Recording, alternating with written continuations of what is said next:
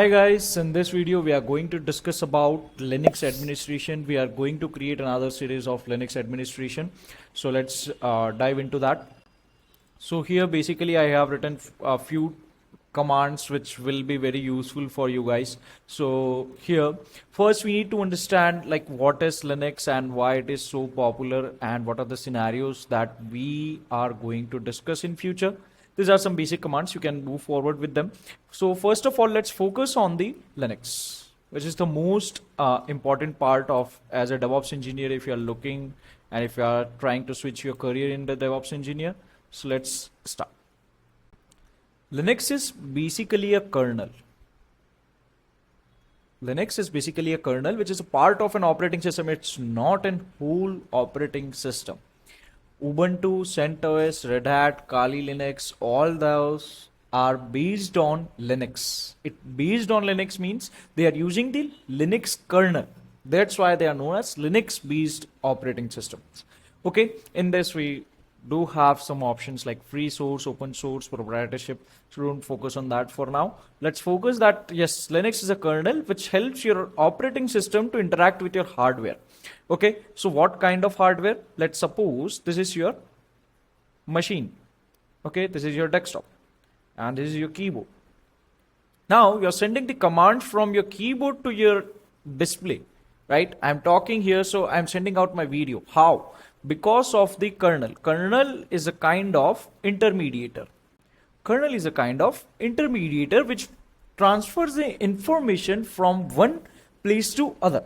From one component to other component, Linux will transfer your process. Okay.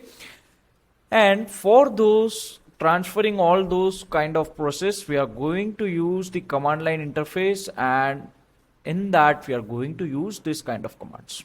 Okay. So very simple idea how you are going to remember all those commands. There are so many commands in the Linux, right? So that's the biggest question that every beginner may have in their mind according to my perspective. So let's talk about those. Coming to the point, very simple ideology of remembering commands is every command is a shortcut or a short form of its functionality. Okay, list is equals to ls. cd is equals to change directory. Commonly they are called as folders, but in Linux we are going to talk about directories and it is equivalent to the folders. Then we have cat. Then we have mkdir. Mkdir make directory to create a folder. Okay, dir means, and touch is something which is used for two purpose, but for now we will be keeping it as creating empty files. Cat to display the content. Here I have my terminal over here, and let's talk about this one. Okay, so if I do ls, I will see all my directories and the files which I have right now on my console. Okay, I can see the folders over here. Let's say that I want to create one more folder that goes mkdir and Cloudbyvin.